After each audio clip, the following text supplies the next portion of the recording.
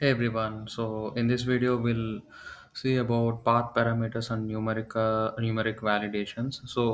Last video we covered query parameters and string validations, and previously we all did like how to install FastAPI and how to deal with path parameters, query parameters, all this stuff. So you can refer the previous videos. So now in this video, so we'll cover path parameter and numeric validations. Like how we did the string validations in the same way. There is we already know this package typing. From that we can get annotated. Within that we can do some we can use some functions like let me show you this so that we get and one more clarity, so we can pass this query, all those stuff. Last time we did with the string, right? So that is what we did. So now we this is a query, right? Now what we are doing, we are doing the path parameters. Like path parameters, this is nothing but path, right? So now we are dealing with this particular thing. You can see this in this particular example. So they're asking, they're applying this annotated to this path parameter. So this is a parameter which is given in the path, in the route. So that's why they call it as a path parameter. So what they're doing, they're doing the validation.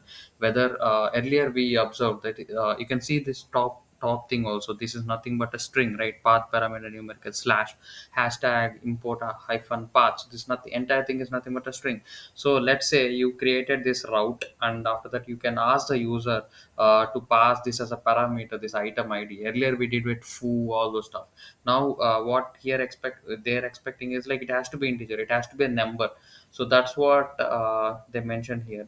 We'll see this. We can copy this, we can try in the example. Let's say path parameter hyphen numeric validation dot py, hit enter, and after that paste it here.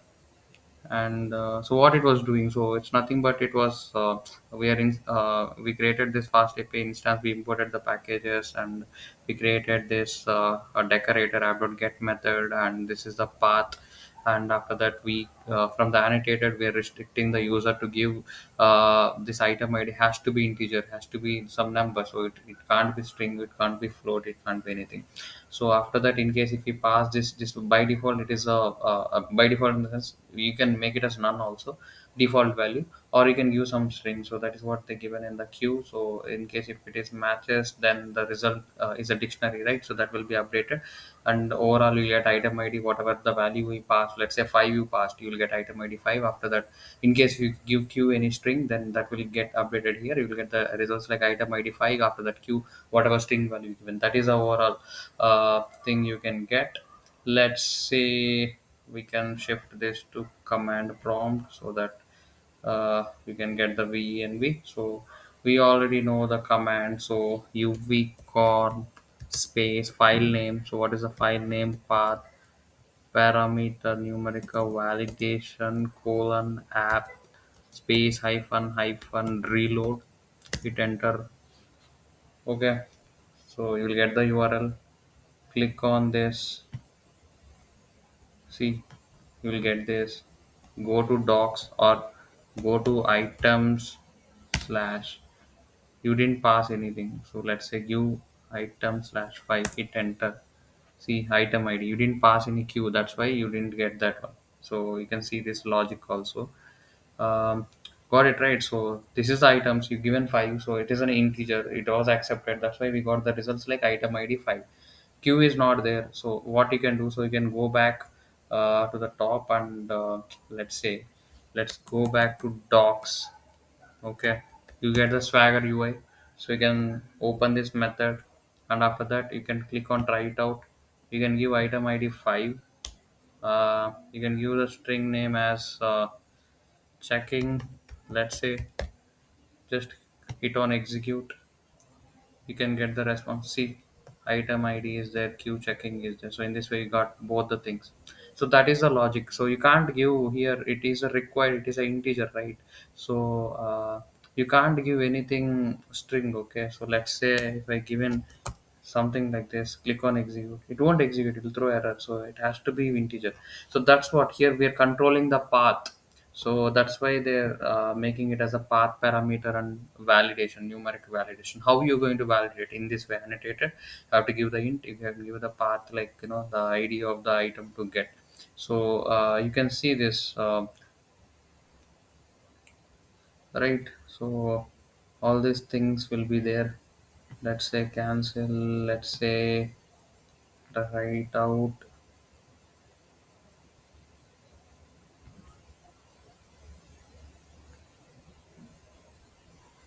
Let's say refresh. Right, try it out. Click here. Three, done. Execute. Right, you got it. Right. So in this way, you will get it here. And here, most important thing is, like, you need to remember one thing. So these topics and all those things, like, how can you declare something, some more parameters inside this, all those stuffs, the same logic. So it doesn't make much sense. It's a common things, so you can easily understand. It's not a big deal. Okay, so I'll tell you what are the most important thing in this entire concept. One is, like, you have to know, like, okay, with the path parameters you can apply this annotated, you can make the path validations, you can pass only numerical things. That is one thing. And after that, you need to remember this concept. So you can apply some more techniques, like you can see this GE. So GE means greater than, sorry, greater than or equal to. GT means greater than. LE means less than or equal to. LT means less than. um, Next, so in this way, so there are a few things you have to remember. These are the points: greater than or equal to, less than or equal to. So what these things will do is, like, how we do some conditions, right? If conditions, whether the number is greater than this or not, less than, then only you have to pass. In that way, we can restrict that. So in the path parameter itself, the items. Let's say you want to order iPhone. So generally people will order one iPhone or two iPhones, maybe 10 iPhones.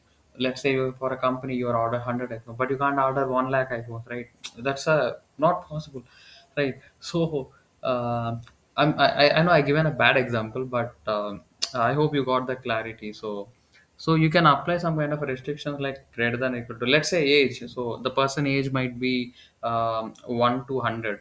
So it has to be greater than 1, or it has to be less than 100, or let's say 150. So it can't be 1000, right? The percentage can't be 1000. So these kind of things you can apply here. That's the advantage of this GTLE. So GE and LE. So all these things. So this is important concept, like, you need to understand. You don't need to memorize everything, but you need to have that awareness, like, okay, in this particular concept there are some variables, like I can apply GT, so LE, LT, all these things. So in the logic, so in that way you need to have some kind of awareness. Then you can come back to this particular documents, and you can understand it, you can apply, you can create your own logic. Okay, so this is how you can do it. Okay, let's take this example. Let's take one example. You can take this example, copy this, and go back to Visual Studio Code. Control A, Control V. You change this. What it was doing, you can pass this item ID, but it has to be greater than 0 and less than 1000. So that is the logic they given. Just do Control S. You can see this. We given the reload, right? It automatically reload. Um, you know, yeah. Now we can go back to our Swagger UI. Refresh this. You got it. You can see this maximum is 1000. You can't give 2000. You can't give a -1 or something. So you can give, let's say, 9. So that is a valid. You can see it. Let's say, like, good, execute. See, you got the response. Status code is 200. You got the proper response. Let's say cancel it, and let's say you can click on try it out, and if I give a 9000, execute. It won't execute. It will throw you error. The value must be less than or equal to 1000, right? In this way you can restrict the user, so what kind of a response he has to give. So that is the advantage of this GEGT. So from you can get the I mean through you can get from annotated from typing package. So yeah, that's it, guys. These are the concepts I want to discuss in this tutorial. This is nothing but path parameters and numeric validations. These are the major things you need to remember. So not only for string validation, you can do numeric validations also, path validations also, like path parameters also. And also you can apply this greater than, less than, all these things. You can make it as float, integer, so all those stuffs you can play. So that's the concept I want to discuss. Later we'll cover the rest of the videos. Okay. Yeah, thank you.